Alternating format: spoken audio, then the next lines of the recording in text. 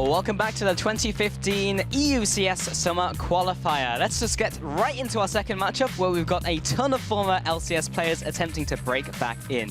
DNL's new team features longtime LCS veteran Wicked, Mr. Rales from MYM, and CosQ from CWA, plus a new couple faces into the mix as well. Last Split's champions Origin definitely paved the way for more teams with LCS player backing because Nihilo is fielding Impaler back from NA, Zazz and Noxiac from MYM, plus their own new player in the form of Tulip this time around, a player we've seen a lot from in the UK scene. He's a player we have seen a lot. I'm glad to see him finally now on a European stage, but to be honest, we've seen so many of these players just in general, and DNL, to start with them, there was a lot of hype came around DNL when they started playing ranked 5s, and they absolutely stomped the ranked 5s ladder. They finished with an 82-3 record overall, so certainly looking very strong. And kind of ironically, it was 2 wins on the deadline day for the ladder lock against Nihilo that brought DNL to these very qualifiers here. So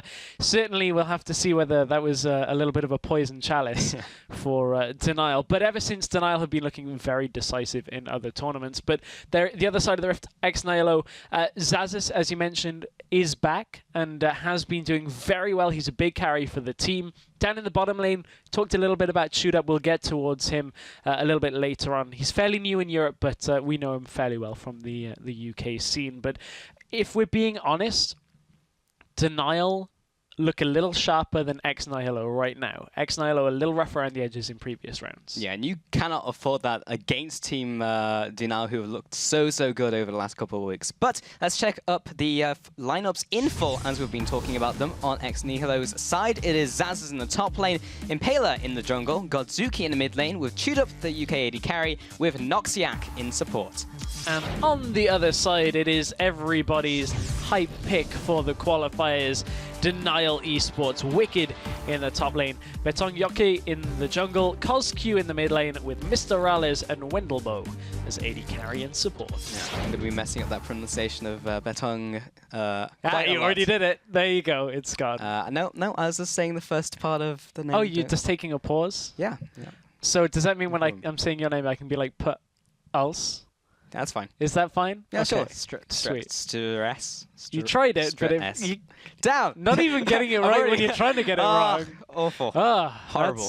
That's a horrible circle to be. You're not even trying to get it right, and you're even getting it more wrong. But good times. Betong Yoke. I've been trying to get that down all day, and I bet you I'm still doing it wrong. Yeah, someone's gonna yell at me today. Yeah. That's the funny thing is, and we'll get into a match breakdown in a sec, but whenever you ask a player like over text, is how do you pronounce your name? And they just type it the same way. And they're thinking, I mean, I'm asking for a reason. But nevertheless, hopefully it's a name that we will hear a lot more from as we progress through the qualifier and eventually perhaps Challenger Series. This is such a close series in my eyes, though. It's between 2 teams we've not really seen too much of. Yeah, DNL and Nihilo. I mean, we've seen the players for sure, like a lot of the players, but as this configuration, not at all. And also Impaler back from North America as well. We're seeing players now in these different teams. I don't know. Like, I'm making a really weird point right now. These teams, we've not seen them before. We've not seen them. It'd be super cool to see how they do now on the competitive stage. There we go. That's what you're trying to say. It's okay. If only you were Echo and could go back 4 seconds before you started. That would be great. But, that would be perfect. That would be a nice redo button. But speaking of Echo, we'll have to see whether he's picked in this game because we are getting ready to get into it. We are indeed. Let's get into Champion Select and we'll see if we can go back 4 seconds. So, EXN, Nihilo. Latin, I believe. Also probably mispronouncing that as well. There's a lot of names in this game I will mispronounce. But it does mean from nothing, I believe. Yes. I didn't study Latin. Somebody told me that. So. Well, you could have just faked out everyone right there. To be honest, though, I've been living in a different country for so long that I've learned knowing 2 words doesn't kind of fake out that you know something. Yeah, I know Latin. My German is not good enough to fake it over here. I can say like 2 words, but then somebody says a sentence in return, and I'm like, But a lot of bans have come out very quickly. Yeah, in a short space of time. Kalista, Sivir, and LeBlanc will be the bans from Nihilo, and then Ryze, Alistair, and Azir. Talked about how Ryze will just have to be banned all the time by Red Side from Denial, and the first pick will be Gragas. Yeah, so a lot happening here. A lot of it is fairly consistent. Interesting that you'd see both Kalista and Sivir banned away from the side of Nihilo, as typically you'd expect an Urgot to be very high priority following that, but they didn't actually look to lock that in. Chudup is a player that does prefer scaling AD carries. You're looking at the likes of a Jinx, has not actually played Urgot yet in the CS qualifier, so that remains to be seen as it falls down. Rek'Sai is still available, as you can see. Denial flicking around. Wicked not likely to pick Malphite here. Sorry, Maokai, because he will normally pick Malphite up in that top lane role. Irelia and Malphite are the two that he is kind of flicked between. Did play Hecarim as well in the qualifier already. In so one those, game, I believe, yeah, those are the champions that typically he would look to pick. Yeah, played a lot of Malphite. Definitely sticking towards that champion, has been on that one for a while now. But we do have the first two lock-ins, weighted down the time all the way. Will be Janna for the bottom lane, picking up the support and just going for the jungle as well. So Johnny as well, seeing a little bit less of that, but will be picked up against the Gragas. So now we have the two tank junglers just sitting there. But we haven't seen any of the big playmakers yet. No one has picked their solo lanes just as of yet.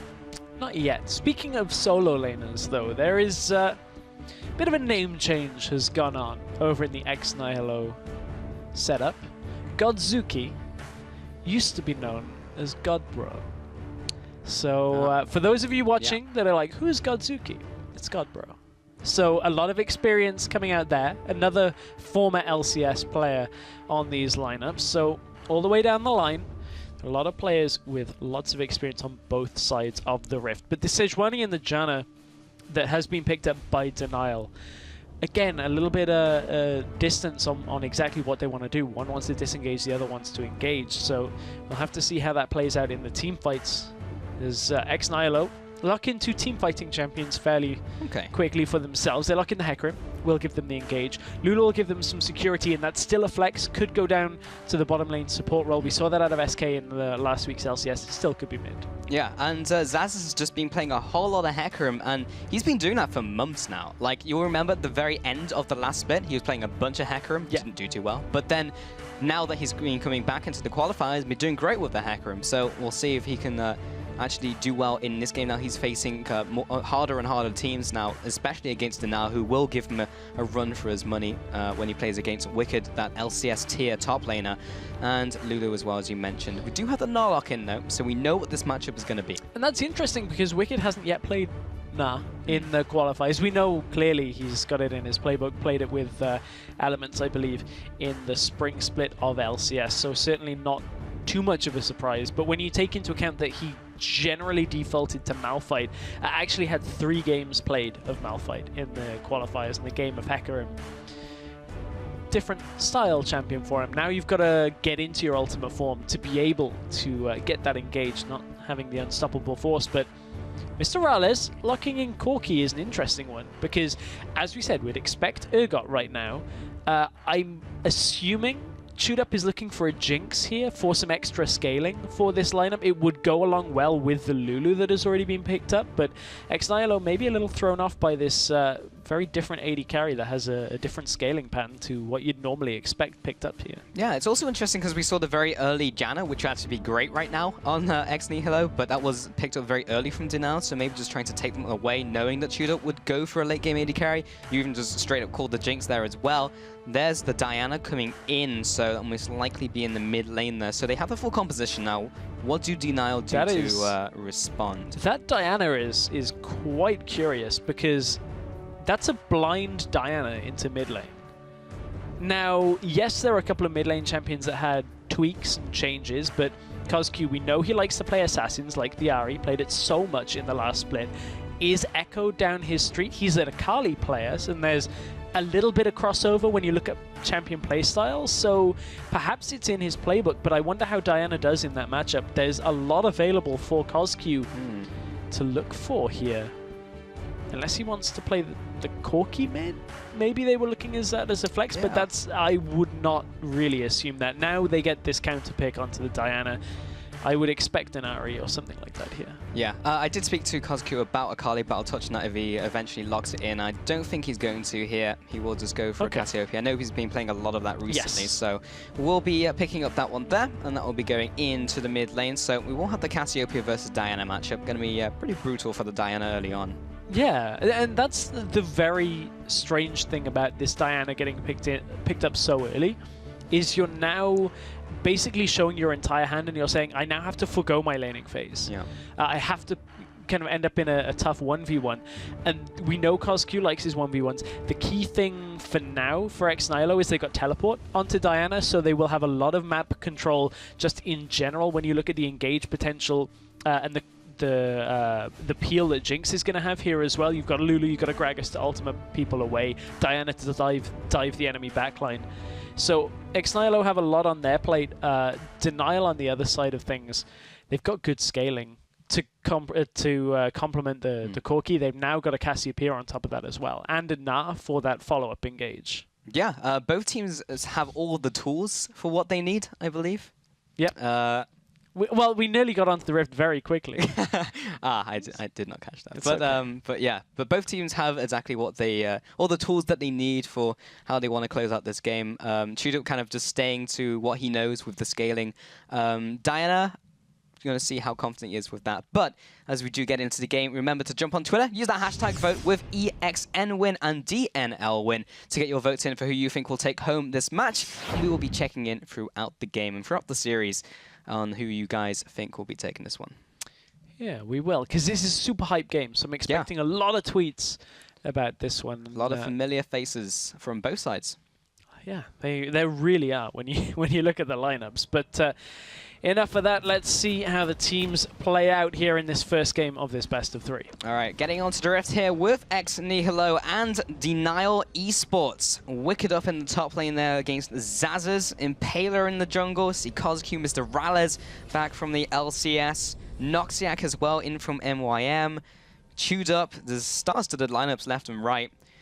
Nice to see. And Godbro, of course, back into this mid lane. Sometimes you see when people change their names, they go far from what they had. Godbro didn't change too much. Just kind of got the second part of his name changed a little there. But very bold pick. Went for the Diana before the Cassiopeia.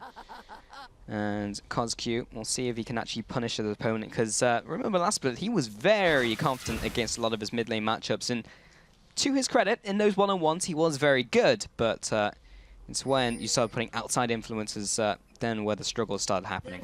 Oh, definitely. And that was one of the tough parts about facing Origin in the finals, if you remember, for Copenhagen Wolves Academy. Because Kozku could never get rolling.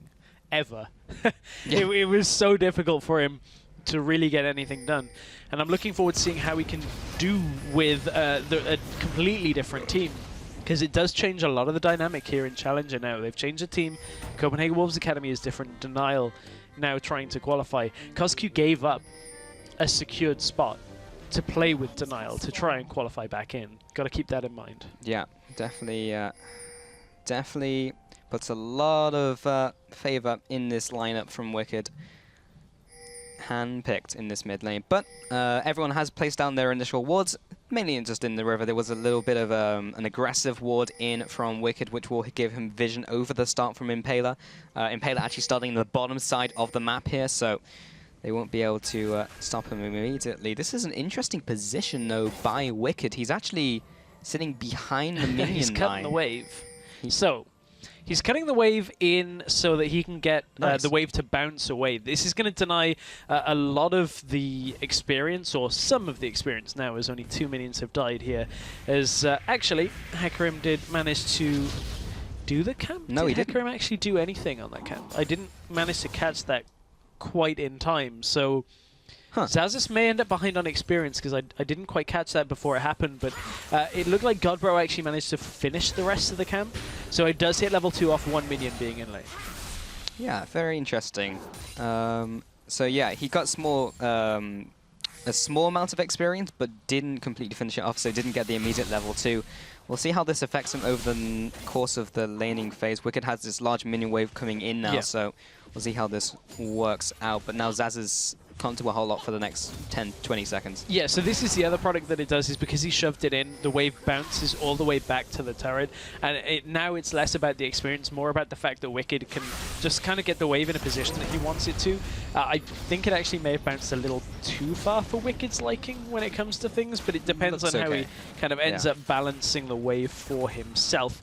I'm very interested in this 2v2 because one of the things about knowing a player for quite as long as we have with Shoot Up is that we know both his strengths and his weaknesses, and while he tends to be fairly good at getting a lead in lane when it comes to getting a CS lead, sometimes the actual engages in bottom lane positioning can become a problem, and it does start to creep up. If you die once in lane, you end up kind of snowballing out away from him. So honestly, if Nihilo can take good trades like this, they're in for a strong game. Well, I think the big question is whether Noxiac can maybe cover up some of those weaknesses, because, well, he's an ex-LCS player. He has a lot of experience under his belt, and if he can cover up those weaknesses from Chewed Up, then that's just a straight-up solid bottom lane. And already against Mr. Ralez was able to put down the hurt onto the Corki, so has picked up a very small advance, just a couple minions, but we'll see if that grows into a bigger one as that lane develops. Mid lane, Godbro up against Kozq, Godzuki now in his mid lane with this Diana versus Cassiopeia matchup. However, does have the Moonfall. Impaler looking to follow up, doesn't actually get in range for it. So Kozq gets away there, doesn't even have to burn a summoner. Yeah, Kozq didn't use too much from that, but also Impaler just didn't commit. As soon as the wave kind of crossed in front of him, he had two options. Could have flashed the wave to body slam over and make sure they got the hit onto Cassiopeia, but didn't opt to do it. Impaler's going to look for a different lane to try and get some pressure down, but he is stood on a ward. And they're actually going to get a decent recall timing here, as he will spot him backing away.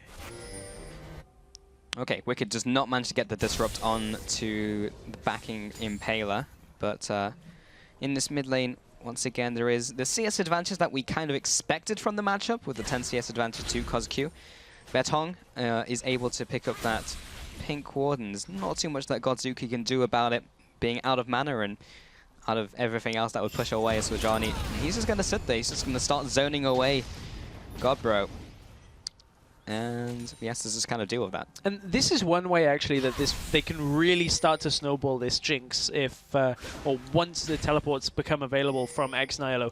Basically, Nihilo know now that they will have the numbers advantage in every fight if both teleports are available. You can just put all 5 people down in the bottom lane, look to snowball Jinx, take turrets from it, and get ahead that way. I'm looking for them to do that once they hit level 6 on both top and mid lane, and I feel like Godbro's going to look to back away fairly soon. Problem is, now Kozq's just going to shove the wave up and force Godbro to lose a lot of experience here if he does look to back off, or force him to use the teleport to return to lane, at which point you lose that numbers advantage. Yeah, that could be the possibility here in that. Mid lane and bot lane now, with this 2v2 still keeping up basically even. Mr. Ralez just trying to keep CSing as best he can. Noxiac has noticed that ward going down, but these lanes, there's been a little bit of interaction, but overall, there has been an 800 gold advantage now over to Denial. That's literally all been built up over CS. In the top lane, jungle, and mid lane. So that's pretty interesting to see just from the laning in the first 6 minutes. Usually you don't see a gold advantage open up that big. Yeah, normally you wouldn't, but this game certainly going to be a tough one for Nihilo if they can't get bot lane snowballing. We've already seen the difference in top lane. And interesting, actually, that Xaxis has opted for the Hecarim into the Gnar. This may very well be the game, though, where we see the Frozen Heart style, Frozen Mallet style on Gnar, because you just basically get the attack speed debuff. Oh, Wicked got it anyway, as Impaler tried to get in there. But yeah, you get the Frozen Mallet, you slow down the Hecarim, you prevent him from really ever engaging on you, and you just have a lot of damage and tankiness when you jump into the fight as well. So interested to see Wicked's build path as this game continues. Yeah, we do also have to remember that the scaling is going to be over to the side of Nihilo, at least in terms of their AD carry. There is a Cassiopeia to contest that as we get later into this game, but it's this game will really start accelerating as we reach mid-game as well, because that's when the Hecarim will start coming in, when we see more teleports as well. And Kozq is going to be the victim of Godbro's engages later on. If Godbro can get onto Kozq, you basically remove the later game threat from Denial. And the fact that CosQ has opted for the Ignite for extra kills to get himself ahead could punish him. I know it is fairly standard to go Ignite, but a defensive summoner against Diana tends to work out fairly well in your favor. Thing to note, Godbro used his teleport to get back to lane, so it's not going to be available for a little while longer. Yeah, but this is still a teleport on the map from Zaz's, so we'll have to still keep track of that top lane teleport. But Wicked has used his own, in fact, looked like, to get back to lane. So the teleport advantage is still actually over to Nihilo if they can utilize that. Mr. Alice and Wendelbow have been pretty much just pushed up to their turret constantly in this bottom lane, so it may not be used down there, but the home guards have been picked up by Zaz's, so the possibility to use a home guard teleport play is there. Yeah, Zaz's has opted for Ignite himself, not looking for the Cinder Hulk build, using Smite, so this is something we've seen a couple of times recently again, but supports are going at it in the bottom lane. Noxiac seemed to come off worse for wear with that, but he hasn't actually backed yet himself. Yeah, it looked like he was just freezing the way for Chewed Up, and Wendelbow was trying to disrupt that, and he was able to sidestep the Howling Gale. And here's the moment where we have to see how patient Chewed Up is with this, and you can see he's actually being very patient. He's just taking the farm as its last hitting. He's not shoving because he knows he's alone. And this is a bit of a change here because I was watching some of their CS qualifier games so far. They've been less patient with regards to their management of who is backing when, who is pushing when, and they've stepped forwards at times where they've been punished for it. But this time, I'm glad to see that for Nihilo, they're reading the game a lot better. Yeah, definitely more controlled from the little that we've seen so far from these guys. Oh, Impaler though from the top side, immediately with the flash into the body slam, and this looks like to be a dead Ralez for first blood, but action in the top lane as well. Wicked on the one-on-one versus Zaz's is able to burn the ultimate away from him. A 1-for-1 in terms of those ults, but Wicked actually used his own flash as well. Impaler says, Ralez, you remember me from Super Hot Crew. Here's a cask of my Super Hot Brew. Oh, and blows Ralez back for first blood. And that's going to be the tower going down as well. And I imagine they'll look to go out towards the dragon here. This is a great start for Nihilo. Is honestly, they had a big item spike here with this BF sword against the Sheen. They knew if they catch Mr. Ralez out, he's a very easy pickup, and Wendelbow was nowhere near for him. And that's what we were talking about, could have been one of the problems for Nihilo, is stepping forward in lane when you can't. Great flash gank, but it's top lane. Zaz is in trouble. Zaz is in the top lane, steps way too far forward, and Betong is there to punish him, lands the ultimate. Just a matter of time before he goes down, just trying to collect as many minions before he bites the dust. Good read from Denial, though, knowing that the ultimate was not available to get out. And this is one of the biggest problems that we actually saw Roccat face in previous weeks of the LCS, is when Steve was playing Hecarim, he would push forward, not have his ultimate, not have a flash, and end up just getting ganked and easily taken down. This time it was a bit of an awkward play, but Denial end up picking it up, and it took them a little while, but that's a good kill onto Wicked in this top lane. And Chewed Up is actually tapping into this top lane now.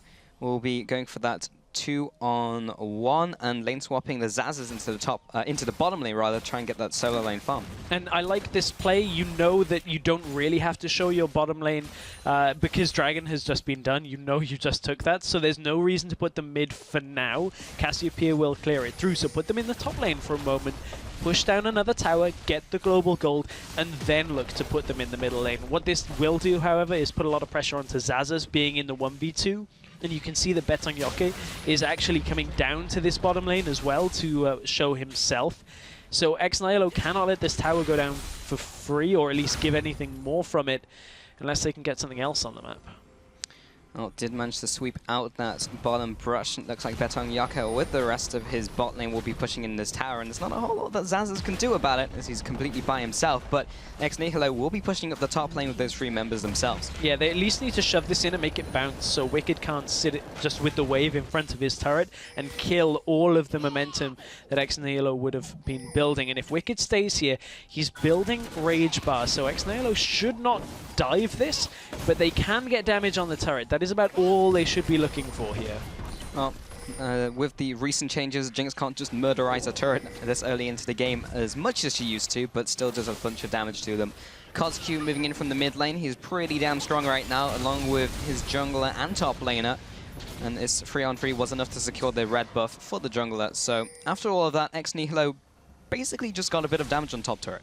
Yeah, which they'll be happy with for now. I mean, again, they have a Jinx who's going to be able to push towers down fairly quickly. DNL are still in the lead, though. The tower lead is in favor of Nihilo, but with extra CS in the top and mid lane. Actually, let's take another look, because the mid lane has been fairly quiet for a while. Still a big lead. 35 CS between DNL and Nihilo in that middle lane is most of where the gold lead differs. Both on about the same itemization, but Godbro has to be careful here because there's a lot of pressure around his lane. Look at this, just sitting underneath the mid lane. If Godbro goes for that cannon minion, he may very well be taken out, but very smartly hits it with that crescent sweep and will back out of there. Took that out. So Wendelbo here will be taking out that pink ward there. Interesting enough, he's only played Fresh so far, so this was actually his first game on a different champion. Should be Janna this time around. We'll be protecting Rallis. This was actually a first pick by them as well, so interesting to see how much value it will offer as we move throughout the game. So far, it's done a good job of protecting Rallis to a certain extent. He did die that once, but Wendelbo wasn't there to protect him. Rallis is not playing this particularly safely, and actually DNL have not cleared out a pink that has been there from Nihilo in the bottom side of the river. It's been there for a long time, and Rallis pushed all the way past it with both teleports from Nihilo being available. A little bit lucky that they didn't actually pull the trigger and look to go for that, but with Dragon not being available yet, another couple of minutes on that as it does just come up with that 2-minute timer. You don't want to use those teleports preemptively unless you know you can get enough to get the Dragon from it. It's a little too far out for now. Yeah, the death timers are not 2 minutes long, so luckily Mr. Alice was safe right there. And taking a look at items now as well. Godzuki in the mid lane has finished up his Abyssal Scepter to CosQ's Abyssal Scepter as well, so matching that. Snap. Top lane do have Wicked now completing his Frozen Mallet, so it looks like we will have that build with maybe even the Black Cleaver to follow as well for that one-on-one. Yeah, we'll have to see whether Wicked goes down that route, but certainly it is as expected from Wicked in this matchup. We talking a little bit about how that attack speed debuff really just slows Xaxis down to movement speed debuff. Sorry, if you'll excuse my... It's like everything I knew was wrong. Yeah, everything is wrong. It's okay. I mean, you know, it could do that as well. Who knows? But yeah, the movement speed debuff. I'm pretty sure I said attack speed debuff earlier, and people will probably be tweeting me already for that. But I'll get to that after the series because Nihilo finally. This is the play that they I was talking about that they should be doing about now. Happening about now, because they move their bottom lane into the middle lane, push down this turret. It reduces the ability for DNL to actually fight around Dragon, but CosQ and Betonyoke is enough here to show themselves and stop the push. So Nihilo are getting stalled out a touch. Just a little. With 30 seconds now remaining on that Dragon for the second one of the game. We'll see who can set up the proper vision for it. Denial's trying to get a lot of that down. Nihilo really hasn't set up too much vision around the area. They still have the pink ward that you mentioned before, which could be a great teleporting point for Xaxis and even Godzuki. But apart from that, they don't have direct vision over the Dragon, which could hurt them if they want to keep up these Dragons. They're in a decent spot if they want to try and contest. There's pretty much no reason why they wouldn't want to. For now, there isn't. Wicked is building his Narbar at the same time, though, so Xaxis knows that if he teleports, Wicked is going to be fast to follow him. I think Nihilo right now, they're just going to look to push the middle lane instead. Try and get damage down onto that turret. The problem is, look at how fast DNL are peeling back away from the Dragon. You've got to kite and go up into the jungle. That is exactly where Nihilo go, and they may very well find Wicked here. Wicked is about to expire from Mega Gnar, so they should know they should be able to take this fight a little bit better, but Impaler may have been caught out. Well, he uses the explosive cask and will blast everyone away from him, so he will get away from this one at the expense of his ultimate. Just a little bit greedy trying to take those Raptors. But they're buying time. Look at bottom lane. Godbro is pushing down there on that Diana. This is a very old tactic, Season 3 Diana split push tactic, using that passive for herself. Every third strike is going to deal a lot of magic damage to that tower, but not itemizing for it. This is not the old Diana build. This is what you'd expect from a Diana that is going to look to team fight, get into the backline and blow up a Cassiopeia. The good old days of Nash's 2 first Diana, taking down those towers super fast. But they already have someone who can do that, and his name is Chewed Up in this game. So still sitting on that Jinx, pretty even on farm with his counterpart of Ralez. Has the Infinity Edge as well, and building towards his second item, probably looking for the static shift most likely. Top lane do have Betong Yoka, looking for a gank perhaps onto Zaz's, as Zaz does have his ultimate. Of course, didn't run flash this game, as Hecarim does not. But yeah, we'll be backing away a little too far forwards for him to go for it.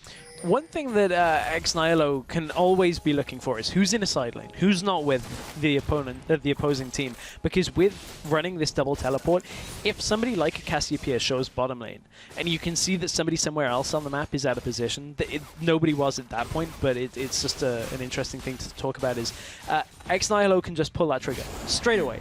Is somebody with no teleport in a side lane? If yes, go. If not, don't go. Like it's a flow chart. Very easy to decipher, and generally it'll mean they will always have the numbers advantage if they pick smart fights, which is going to be difficult for Denial to fight around. But the thing that Denial have to do at that point is start the fights faster than Nihilo can actually react. If Wicked and the rest of Denial have a numbers advantage themselves, if they can get straight in there with a Sejuani ultimate and Nah follow-up, the fight's already over. It doesn't matter who teleports in. Yeah, that'll be how they'll be approaching these fights for sure. Meanwhile, Impaler in this top lane, sitting in that tri-bush, looking for Zazas to try and bait out Wicked, but he's taking a lot of damage. 2 procs of the Hyper will drop him low already, down to 50%. He actually opts to start backing off. Impaler is still actually waiting up there. And now we'll just walk in and take out this farm. But now he's alone completely, and now with Betong Yoka heading into this one, there's the teleport. He will have the teleport home guard. Not entirely certain if they want to go for the 2-on-2. It would take a long time for either of the 2-on-2 to kill each other. 2 versus 2 not opted for, but they do save the turret. Mid lane, Godbro is here. Good knockup from Wendelboe. Oh yeah, but it is a nice glitter lance onto both of those players, and there's the Crescent Strike landing. Follow up with the rocket as well from Chewed Up, but Godzuki did not pull the trigger, come in with the full damage from Lunar Rush, so they weren't able to take him out. That could have been a lot worse for Denial. A really nice Howling Gale from Wendelboe to deny that engage coming out from Nihilo. They did have it somewhat warded, but Betong Yoka, oh, he's a bit caught out here. He's a bit caught out. All he wanted was the Merc Wolves, and Impaler will interrupt that with Noxiac and Chewed Up and take him out. Kozq will turn around, the flash away from the ultimate from Kozq. Impaler will walk out alive. Just this great flash timing back out over the wall. And meanwhile, again, I'm just keeping my eyes on Godbro down in this bottom lane. Is just constantly pushing and pushing. And Denial, they keep sending Cassiopeia down to clear it, and then Godbro backs away and just goes as soon as they see Cassiopeia back mid. It's a very obnoxious kind of setup that Nihilo are doing here, is they're just trying to shove out and get as much as they can from that bottom lane. But one thing they haven't accounted for really is the fact that Wicked is able to 1v1 Zazas up in this top lane and did take the tower down at the same time. Yeah, that's a constant bit of pressure from Denial in this game that Nihilo are going to have to deal with at some point. But the teleport plays will start hopefully counteracting that. But talking about teleport plays, Zazas has already used his teleport, so it's going to be a while before he can use that one. Taking a look at item build once again, Mr. Alice has finished his Trinity Force, had that one for a while now. Of course, gone for the Sorcerer's Boots, for the spellcast, extra damage. Mid lane now still building just bits and bobs, but has picked up the needlessly large rods. So Denial are pretty strong when it comes to a head-on engagement with the items they've built up. Be interesting to see if they do go for that, as we do have Dragon on the horizon with 1 minute to go. Yeah, this is Denial's time to fight. You look at the Trinity Force spike that you were talking about. Wicked, I have a feeling, is sat on quite a lot of gold. Yes, he is. He's sat on a lot of gold. Currently on 2,800 gold. That is a lot of gold. Inventory. So he needs to back. He is backing now. Is he going to go for that Black Cleaver route, or is he going to go for full tank? Straight up buys the Black Cleaver. Goes with the longsword he had is in his inventory. I was going to say that is enough. So it is enough, and that is going to make that 1v1 between Wicked and Zazas so much more difficult for Nihilo to actually compete with. And it means that every time Nihilo really want to fight, they're going to be fighting with a Zazas that's half health or less. Yeah, unless he's already gone back, at which point Wicked's taken your turret. So yeah, exactly. He's either defending against Wicked and half health, or Wicked's taking objectives, and that's not really something that Nihilo can really deal with. Well, with 9 seconds to go onto this Dragon, we will have these two teams coming head-to-head. And the gold is absolutely even. The Dragons are completely even. The towers are not, but we'll ignore that. And we are setting up for this fight. We'll see how this one works out. And we spoke about how this is a lot of LCS players, and we were expecting maybe Nihilo to be a little more rough around the edges coming into this. They're looking okay against DNL, but DNL have taken this Dragon very quickly, and now Impaler might be caught. He's caught in this Dragon Pit. Fish in the barrel. He'll be going down. Zazas from the top side lights a great ultimate onto 3 players. Shoot Up is still laying down the damage. Wicked gets on top of him though. Lands the ultimate, lands the wallop, and now Zazas and Godzuki trying to do what they can to get out of here. Oh, the flash into the Arctic Assault turned around the devastating charge, but it's just not quite enough damage to deal damage to the Battle Boar, and he will run away with the kill, twirling the flail in victory. And we talked about it, if DNL can get the fight started before everybody from Nihilo can arrive, then it's certain to go in their favor, and Godbro was not in that fight from the beginning. Zazas was able to run down for it, but just the amount of time that it took Godbro to get there as a damage source was too much. Now he wants to go aggressive onto Wicked. That is not a fight that you want with Mr. Rales there as well. Ooh. Or maybe it is. What? Or maybe he'll just kill him. That works. Maybe he will. Okay, I was expecting Wicked to transform and have a lot of health and then kind of just stand there, but okay, Godbro proves me wrong. But let's take another look at this fight as it started. Godbro was in the top lane, split pushing down. This was as Impaler got caught out. Godbro stayed to take the turret, and that's what took him so long. All in all, this actually ends up pretty good for Nihilo as they get an inner turret and they manage to take the fight. Yes, Dragon went over to Denial, but then Godbro manages to take down Wicked after this fight. So all in all, we're going to see where Godbro proved me wrong again. All right. Here we go. Wicked was like 2 rage away from he was not actually getting that. Well, he thought he was going to survive. We thought he was going to survive. The only person who knew he was dead was Godbro in that situation, and he made sure he did. And he's going to turn attention onto Baron. I've seen this one before. This today. is an Impaler classic. This truly is an Impaler special, yeah. It's, you know, about 25 minutes in, game's kind of even. Yeah. Oh, you're kidding. Let's take Baron. Yeah, exactly. And you know what? It's something from kind of... from knowing Impaler for a long time, you'd be surprised how often it pays off. You used to manage a team with him on, and they'd do this like every single game. And I was just like, no, this is not going to work. And again, it would work. Every, like, 8 out of 10 games, it would work out. And I'm like, how do you just have this timing? I'll just go for Baron. The thing is, you see him do it on LCS. Teams like Coast, teams like Super Hot Crew before they were MYM. It doesn't work if your opponents have good vision control of the Baron pit.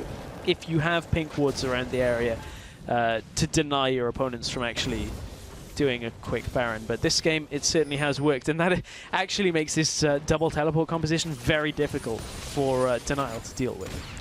Yeah, I mean, the last team fight definitely went in favor of Denial, but in terms of the objectives that were taken, Nihilo came out ahead. Now they have the Baron, so pretty much no matter what happens, they are on the driver's seat and they are able to start pushing in these towers. They have a pretty good sieging composition as well, so they're literally just going to play for that.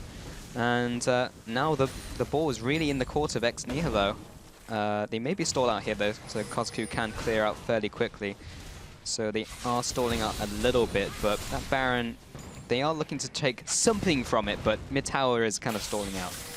Yeah, it's there's the Baroned up cannon minion though, from a distance, dealing a lot of damage. Big stack in the top wave pushing in.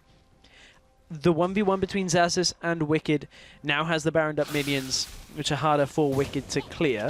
You can see they're all stacking up in front of him. Now Wicked's going to transform, and this kind of gives Nihilo a good timer on when they can push up, because they now know that Wicked, once this expires, is not going to be able to really have too much impact on a team fight. But Denial still wanting to push forward all the time with this. Somebody's going to have to go deal with that top wave, and it is going to be Mr. Rales. Yeah, there's another wave now coming in, but I'm not sure if it's going to quite hit in time. Rallis is going to come back into the mid lane, just doing enough to the top wave, so it's not going to take the turret, but at the same time is there to defend. So I'm not sure if Nihilo can quite take down the turret. Oh, well, they can if Impala goes for the initiate. All of it onto 3 players. Follow up with Zaz's ultimate as well, and DNL is just getting shattered with Wicked off to the side. He's going to be locked down by the zap from Queued Up as well. There's the double kill from Zaz's. Middle turret goes down, pushing into this middle inhibitor turret as well, and they should be able to pick it up. There's not too much Rallis can do by himself, plus this inhibitor should be going down. Nihilo, what an engage. What an amazing ultimate. Just flash body slams all the way through into the backline. Nihilo are going to try and finish this off. And Godbro jumping right onto Rallis, trying to do a little bit more damage. The minion wave has run dry, however.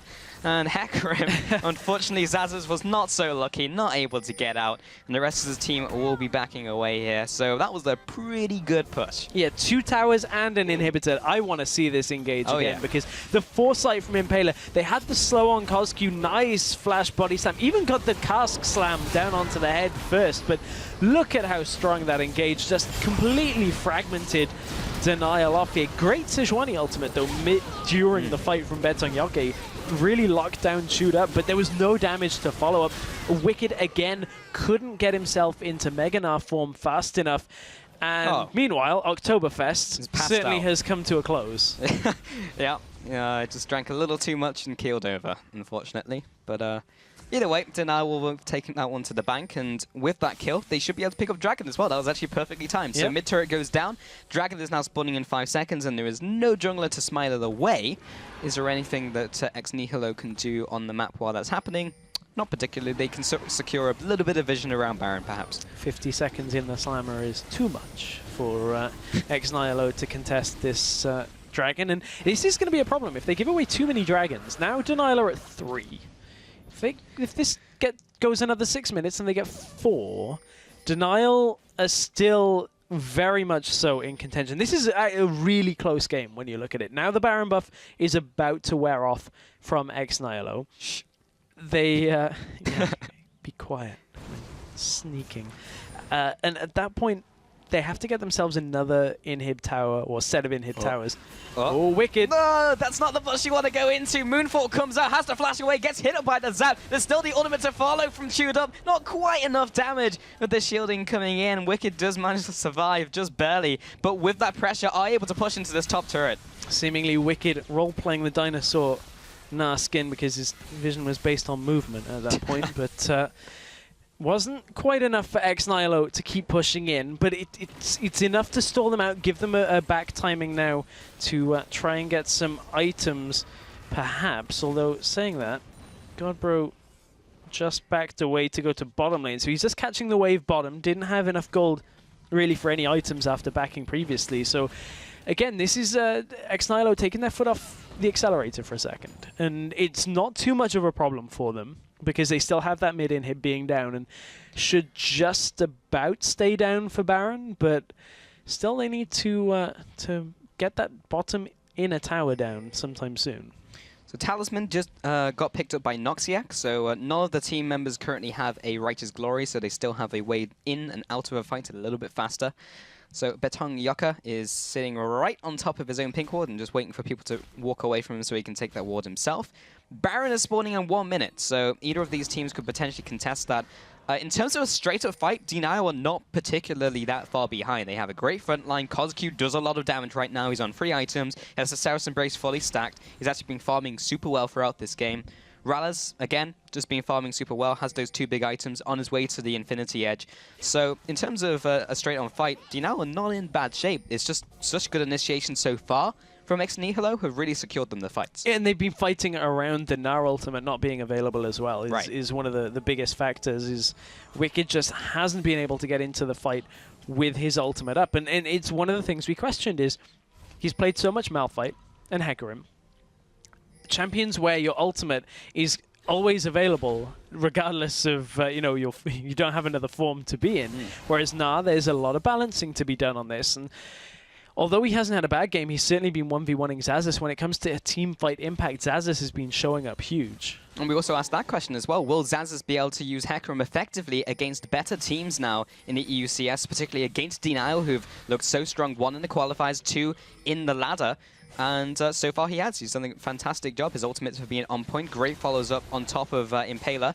Godbro, though, and this one-on-one against Wicked, is able to get down the damage, looking for the cooldowns, waiting for it to happen. There's a Crescent Strike in with the Lunar Rush once again. We'll be hitting the Zhonya's button. We'll be cancelling that aggro from the turret. Meanwhile, in the mid lane, a full-blown fight has opened up. Chewed Up is being locked down by Betong Yoka, but there is no one to follow up. Koskyu has to flash over the wall, lands the ultimate onto 2, but it's not quite enough damage. There's the ultimate coming through from Chewed Up. Again, doesn't really find its mark. Godbro now teleports into the fight, but he's already chunked from Wicked, and that was a 2-0 over to Denial. This time the engage tools just didn't quite line up for Nihilo. Godbro teleports into the fight a little bit later than he needed to, and Wicked wasn't even in that fight himself. Now Denial could look to turn towards the Baron. They have good solo, good single target damage when you look at a Cassiopeia, and Corki has a fair amount of damage himself, now has a Black Blade of the Rune King, so they could look to do this Baron fairly quickly. We know Impaler has used his ultimate already, so they're going to look to burst this one down, but Impaler is known for his smite steals. Can he get in there and smite it away?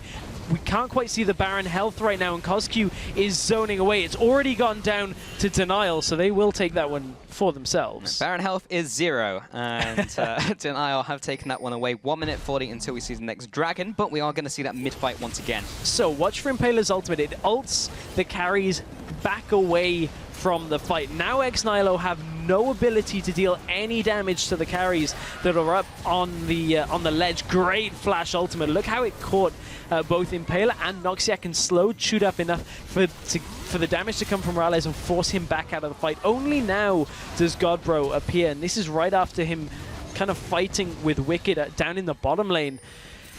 And Godbro isn't able to do all that much and will end up falling in that fight. Yeah, just a little too late to the party and died. Denial are now setting up for this dragon here. There's a large minion wave pushing in the top lane for them as well, so someone's going to have to deal with that. And it looks like it's got Godbro's name written all over it. Interesting, as he does not actually have teleport. No, he's going to pick up the blue buff, and Xaxus will be taking it. That makes a lot more sense. And 40 seconds to this dragon. Complete control over to DNL. They also have the Baron buff as well, so they're constantly going to be pushing in these minion waves. And you can see how much of an impact the engage tools in these fights is having. The fight that got Nihilo the inhibitor stemmed from the good engage from Impaler. This time, the engage isn't so great, and Denial take the Baron, they take the fight, and they're probably going to get this next dragon as well, because there's not too much that Nihilo can actually do. Look at the big wave pushing in top, you already mentioned it. Now Xaxus is going to have to go and clear that. There's a couple of wards out for Nihilo that are behind where Denial will be in the dragon pit, but the rest of Nihilo can't cross their own jungle. Denial have already cleared out the entire jungle of Nihilo, so they know pretty much where Denial are right now, and this is very smart.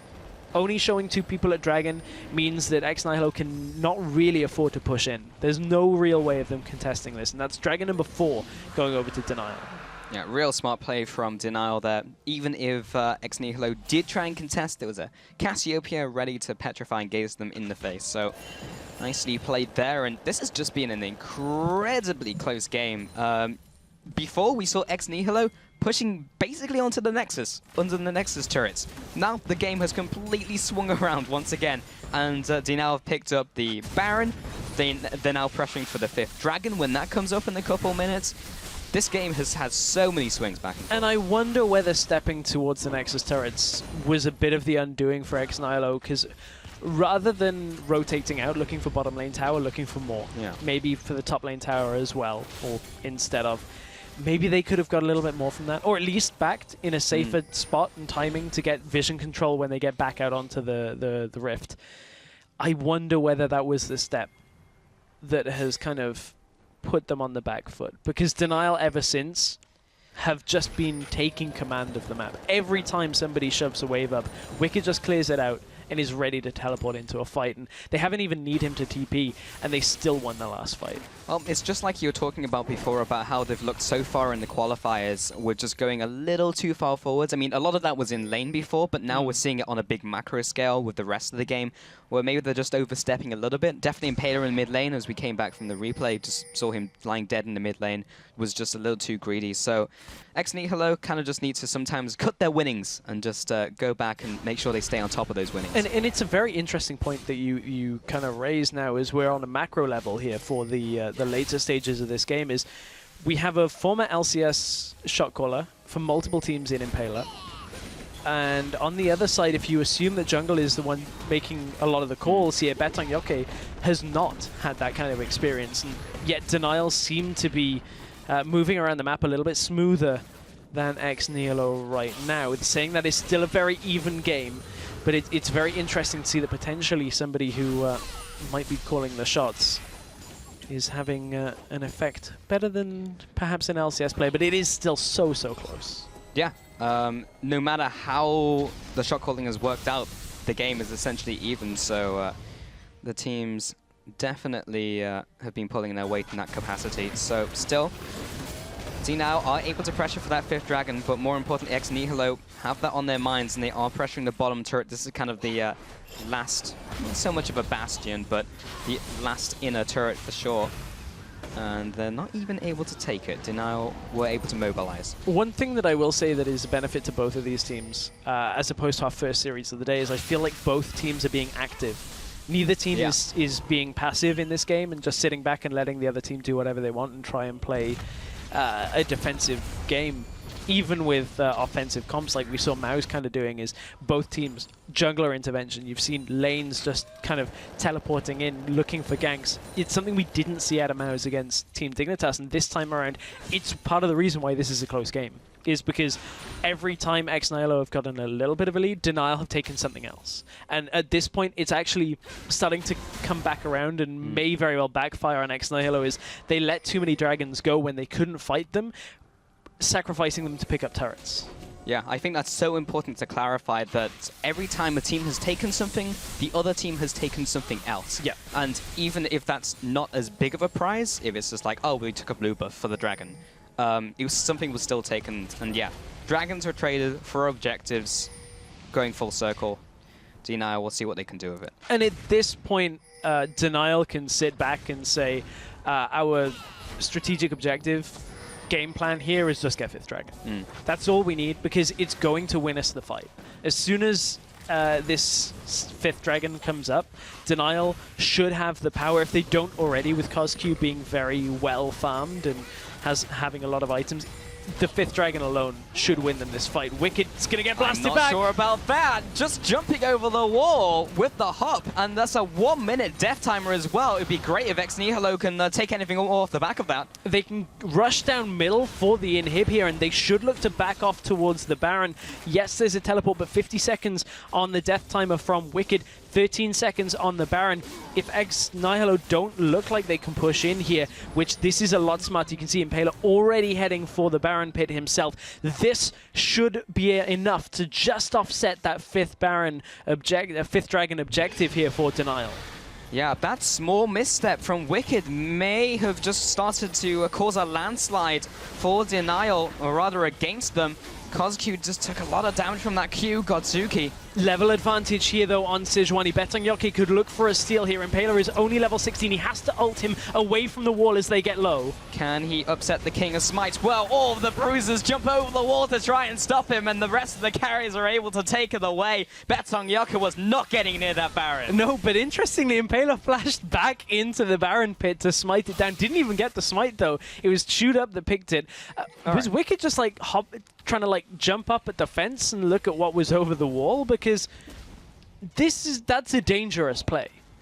That right there is just something that should never be done. Look at how there's no wards in this area. Yeah, I can't see any tactical advantage that would give. Oh, teamfight erupting in the mid lane. Great ultimate by CosQ. Lands onto 3 players. Zazas now comes in with the onslaught of shadows into the back line. Great ultimate from Betong. Will be locking down those 2 players. Noxiac drops low. Chewed up, caught up in the maelstrom. And Betong Yoka is still leading the charge. That's 2 kills onto 2 big carries. And can they go deeper? Can they pick up more? And look at the timing of this. The only thing they need from this is the dragon, and it's a good fight from Denial. We didn't quite catch how it started, but Impaler is going to have to get onto the map very quickly. A teleport coming through from Godbro. See if he can get into this to try and get in there before they get this dragon. Well, he's coming in hard, and Mr. Rales is low, so Koski, he preemptively hits the Zonias. You have no way of getting out of this one, but that was the Lunaros used. He got the reset, though. He can't jump back on top of Rales. There it comes in with the double.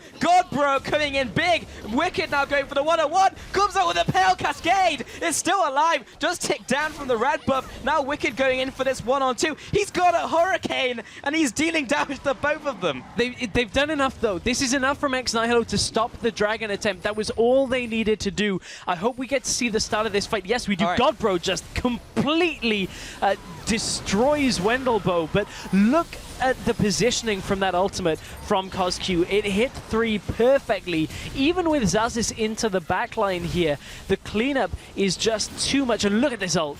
Smashes down onto Chewdup. Yes, Noxic had the Mikhails to get Chewdup out of there, but it was a little too too little too late at that point, and Chewdup landed good damage, but from here, Denial, they couldn't quite take that dragon. But in the corner of your screen now, right in the middle, Nihilo are taking the dragon and delaying this 5th dragon power spike from Denial for another 6 minutes. Okay, very nice. Nihilo will be delaying that, and that was a very explosive last fight, and a lot of things happened in the last, like, 3 minutes alone. Bottom turret eventually goes down, people just tanking enough. This is so far into this game now. 43 minutes in, slight advances in terms of gold over to Nihilo. More importantly, delayed that dragon. They've got a big advances in terms of the base objectives they picked up. Remember that middle inhibitor is still down. But after all of that, so many items got picked up as well. Even a Hurricane now picked up by Wicked. Yeah, so Runan's Hurricane picked up by Wicked. We know Wicked is one to kind of be a bit of an oddball with his Trinity Force Malphite and stuff that tends to work in solo queue. I don't know how I feel about this. Yes, you're going to get extra damage, but you're not anywhere near as tanky as you could be. So I feel like the theory on this one is because you already have 2 items which apply debuffs on hit. Now going with the Runans as well, it means you're going to be getting the on-hit onto 3 targets at once. So you're slowing 3 people and you're reducing 3 people's armor, which opens it up for Rales. Like, I feel like that may be the theory here. It may very well. The on-hit is... I don't dislike it. I want to see how the rest of this game plays out, because it makes Wicked so much more reliant on being in his ultimate form for being tanky. He has got a Hex Drink and a Warden's Mail on top of it, so I'm not... it's just different. Yeah. I haven't made my mind up on it yet. It's just... this is the first time I've really seen the Hurricane, and I'm a bit... I'm going to discuss this with Deficient. He's going to shake his head at me just when we had that top Nautilus discussion, but we'll see. I'm tentative on the Hurricane. We'll see if it wins him the game. We will. I know that hop over the wall didn't, for sure. Like, let's be real. He dealt a lot of damage in mini form in that last fight, when, honestly, it looked like he was already dead. And that's important to note. When he's in Mega Gnar form, Hurricane does nothing. Yeah. Because he attacks slower, because of how the form change works, and he's melee range, so it doesn't hit more than 1 person. So this is only for when he's in Mini Gnar. Yeah. But that adds value because Denial in a lot of these fights, Wicked hasn't been Mega Gnar first, he's been Mini Gnar. It also is going to allow them to clear waves a little bit faster. I mean, I'm not going to go too far to say that, Starting to stretch a little bit here, I no, think. well, like, legitimately, you're against a double teleport team that has picked up 2 Barons. And there's, we've already seen that Denial's game plan is put Wicked in the solo lane, clear it out because you need CosQ with the rest of the team. So it will help slightly in that respect, but yeah, again, maybe that is stretching a little bit. I like it. Okay, so Chewdup as well in the bot lane has picked up his Mikuro Scimitar as well as his defensive item, which also doubles up as more damage. But he is pretty much full item build, and by pretty much I mean he is. He's got literally everything. He is critical mass of Jinx. He is late game Jinx. Mid lane though, there's a little bit more room for growth for CosQ. He's been landing some great ultimates this game. But we can start theory crafting as much as we want. Both teams have a lot of damage. Both teams have a lot of CC. It's just about what they do with it, how they can get these initiations down. And what's going to be the catalyst for next fight as well? Because Inhibitor's up now, Baron's going to be up in a minute. There's lots of things to fight over. Well, Nihilo are constantly pushing. Their teleports are available again, so you would assume they would have map control for the Baron once it comes up, but they still have to sweep out a couple of wards that are around the place. Sweeper's not quite available yet. That's one of the issues with a lot of people being close to 6 items, is the inability to buy pink wards, especially when you've got 2 upgraded yellow trinkets to the regular wards, not the pink wards. Yeah. Is you're unable to really control vision as effectively as you would like. So at this point, Nihilo have got to be very careful on where they use their sweepers. Yeah, DNL, definitely in terms of vision control, are getting a little choked out. They only have a couple wards, and most of them in the bottom side of their jungle, not particularly useful. But talking about that now, placing down a bunch around this Baron area. We'll be spawning in around 15 seconds. This is important if they can pick up this crab here.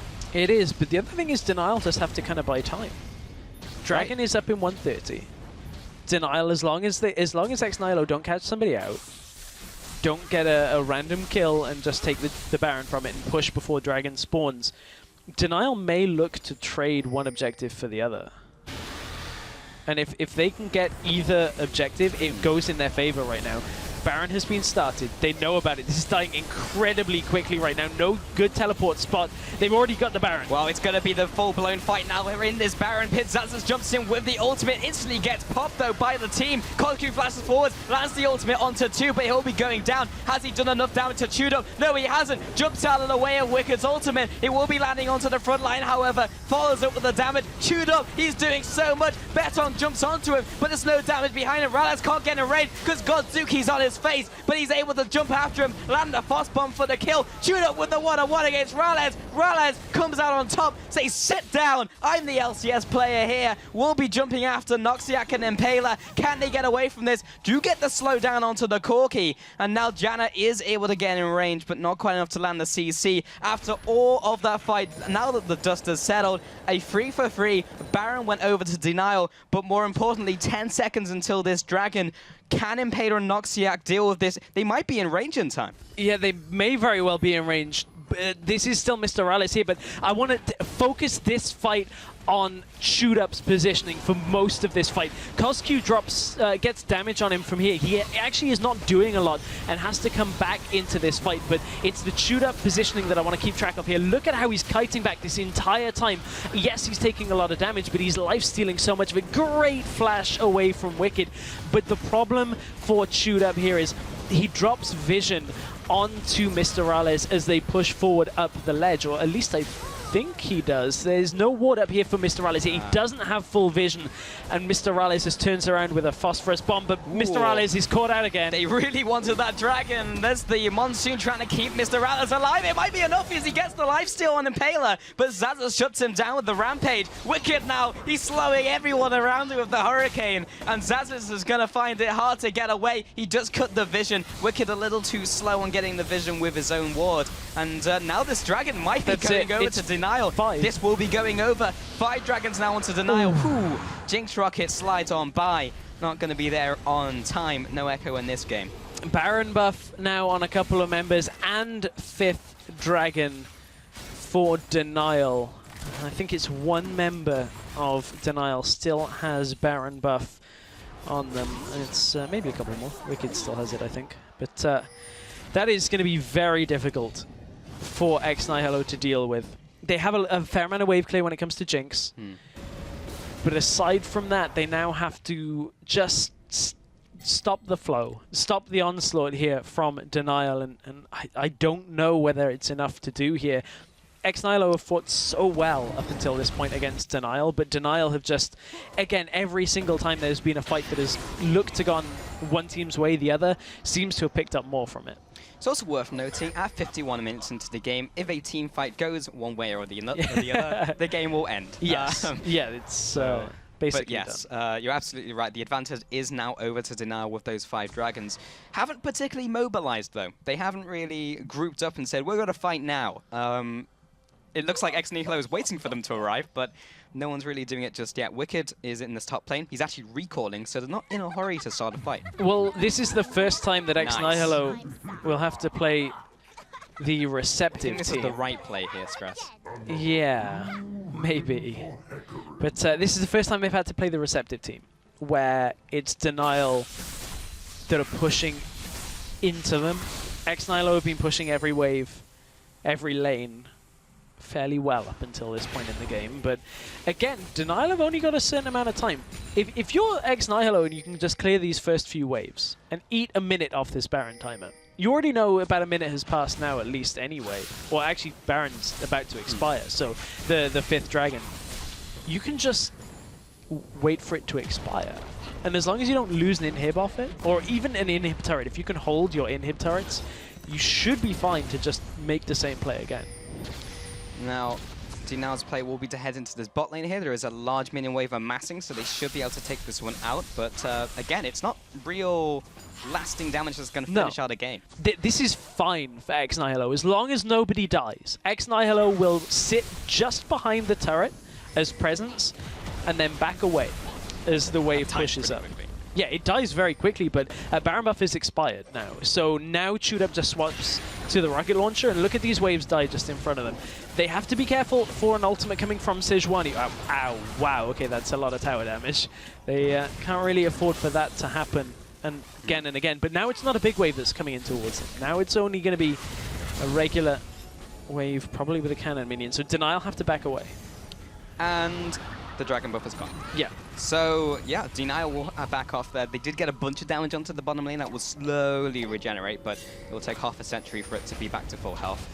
But Denial, yes, they took a little bit off that, but it wasn't a fatal blow by any means. And now Nihilo, they're able to now contest the Baron. They can contest the next dragon. The field is wide open once again. The only thing that isn't wide open is the ability for Nihilo to ward. So it's on Denial to now stop the wards being placed around this Baron within this 1 minute 20 before it spawns. That really is going to be the key focus for Denial for the next minute or so. Yeah, Vision is the name of the game. Honestly, Denial, I've never felt that their vision control was completely smothered all over Nihilo. It's been in the places it needs to be, but it's been like conservative. It hasn't been like, we have the advantage now, push up and put our wards everywhere. And right now you can just see a couple wards in the bottom jungle, a couple wards in the top jungle, one at Baron. It's definitely not everywhere, but of course there are a lot of sweepers, and this is late game. Yeah, a lot of it is they've got 3 sweepers rather than an upgraded yellow, which is fine for controlling vision like this. You can see them pushing in. They can get rid of most of the Nihilo wards here, and it makes it very difficult now for Nihilo to push forward. Now all of the Baron wards have gone. This is what they needed to do. And now it's basically down to just the blue trinket coming out from Chewed Up. So Denial have to basically call Nihilo's bluff. Or Nihilo have to call Denial's bluff. If Denial go in towards Baron and commit fully, Nihilo just push mid if they don't want to contest the Baron. Which, if Denial finish the Baron quickly with Cassiopeia, like they should, it backfires on Nihilo. Because then they're caught with Denial between them and their base, and they're out of the base. Or Denial peel off, and we go back to this Baron dance. And then Nihilo take a fairly straight up 5v5 fight. It's all on the decision making, in Denial right now are holding all of the cards. Or Wicked hops over the wall and dies. Well, let's hope that doesn't happen again. 40 seconds until Dragon it would be number 6, but number 5 for Denial again. Nihilo are pushing out though. Again, we're in basically a win-win situation for Denial as long as they don't take a bad team fight. They either get the Dragon and get 5, or they take the Baron and get that. Yeah. So either way, this is so late game. This is 56 minutes into the game now, Stress. Chewed Up is past full build. He is now full build. Picked up the double Phantom Dancer instead of Boots. So that will mean he doesn't have Home Guards or anything if they are pushed back. And we are looking like we're starting for a potential fight here. Beton gets hit up. Oh, Chewed Up, that's a little too far forwards. He can't afford to die here. Big ultimate onto the front line here from Zazes. Will be ultimating onto the back line himself. Mr. Routs coming in with the auto attacks. Noxiac will be backing away. Godzuki jumps into the back. He will be flashing over the wall. Chewed Up going in the one-on-one with Kozq. He will be zoning and zing up. Oh, Mr. Rales! Valkyries right into the face of Chewed Up. Ones-on-ones him down. That's a 2-0. And another kill comes out, make that the 3-0. Double kill for Mr. Rales. The aggressive play may have just secured them the game. Betong Yaku will be leading the charge, taking point as they rush into this base, and the Janna Shield keeps them alive. This might well be the end of the game here, Stress. Oh, it looked to be win-win for Denial, and it was, because all they needed was that good engage, and Shoot Up was pushing forward, trying to just chip down Denial as much as he possibly could to begin that fight. But this has been an incredibly close game, but one final team fight in favor of Denial has locked in game one of this best of three. Yeah, the 5 players pushing in here. The flash forwards from Kozq just trying to pad his stats a little. Will land the ultimate there. Actually gets taken down by Godzuki. Say goodbye to your KDA. Either way, Denial will be finishing up this game, this very first game of this best of 3 here in the qualifier. What an incredible first game to start off this series. Oh, that was a really, really good close game at this point. Went super, super late game from both of these teams. Tested the macro level decision making, and it all stems from the dragons that were given away by Nihilo to get towers earlier on in the game. It just came back to punish them, because the Dragon for Baron trade was always going to be in Denial's favor, whichever way they took it. Yeah, it would have taken so long for them to catch up on those dragons and make it 4 for 4 dragons, and could have gotten to that stage. But really got to highlight Mr. Rales out of the game as well. 11-2-8. That play at the end of the game where he jumps on the back line onto Noxiac and chewed up was fantastic. He knew that that was all he had to do, because Kozq would just take care of everything else. Mr. Rales showed that even Corki can have late game damage at that point. Normally you'd expect Corki to start to fall off, but if you're only focusing down a Jinx, Phosphorus Bomb and a couple of autos to follow up was enough. But honestly, man, that was one heck of a game. Yeah, there were so many great plays, so many team fights, and both teams played well. It was just what they decided to go for. We're actually going to take a look at one of the replays from that game. It is Denial actually catching out Nihilo in the mid lane, which results in a 2-0. Yeah, this was the fight that didn't look so good from Impale. He basically had to ult the carries back to try and get his team out of there, but look at Shoot Up, already caught good Howling Gale again from Wendelbow, and Shoot Up's just forced to fight. The rest of Nihilo just forced into a fight they do not want to take, and this ended up being Denial's first Baron of the game. Very weird to see a game where teams take multiple Barons each at this kind of stage, but man, that was a tough couple of moments for Nihilo and Denial. Those back and forth fights, there was just on a complete knife edge. Yeah, and I really hope the following games are going to be just like that. That was a fantastic game. I could sit here and talk for hours about that game. I do want to go back to the discussion we had in the game, though. We were talking about Wicked's build. I liked it a lot. But it was Black Cleaver, Frozen Mallet, and then the Hurricane to apply the on-hit on multiple people with the slow as well. We saw a couple team fights and that like in full effect. I just wanted to try and get your take on it, as we've seen the full game now. I mean, in this game, it worked. Yes. Like I wouldn't begrudge that at all. It's like it served its purpose very well in this game.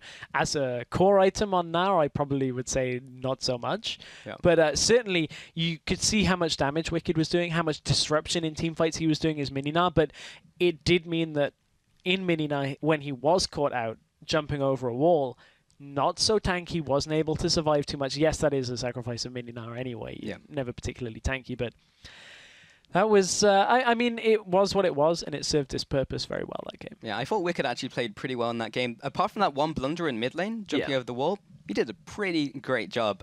His ultimates were good, his positioning was good, build was great. So, and also as we follow on from that, like neither team were really able to generate like a big lead to close up the game. We got like into the game at super late game was like around 40 minutes, and the gold totals were essentially even. Yeah. I never really felt at any stage in the game the gold totals were really affecting the game in a significant manner. It was more about what was being traded back and forth. It was the ticking time bomb of Dragon, really. Yeah. Just being able to sit on 3 and go, okay, 6 minutes, 4, okay, 6 minutes. Oh, we lost this one, let's wait another. And the fact that Nihilo managed to hold with Baron and 5 dragons onto Denial shows you how close that game was. Because normally that's enough. One of those is enough to close a game. Nihilo held it, but the next time both came up, they were forced into a fight. They couldn't let Denial take either because it would have been too much. And unfortunately, unfortunately for Nihilo, Yeah. game 1 falls away from them, but that was an incredibly hard-fought battle. It was indeed. Well, Stress, that is 1 game down, just 1. And while we need to take a quick break, we'll be back faster than Echo can chrono break back to lane.